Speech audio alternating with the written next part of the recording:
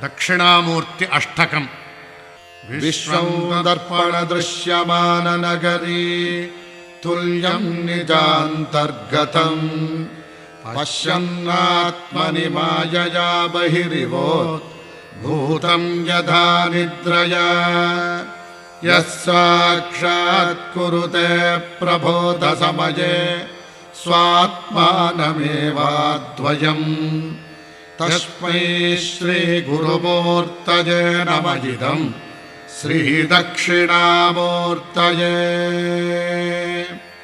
बीजज्ञान्तरिवाङ्कुरो जगदिदं प्राङ्निर्विकल्पं पुनः मायाकल्पितदेशकालकलना मयि चित्रचित्रीकृतम् मायाविव विजृम्भयत्यभिमः यो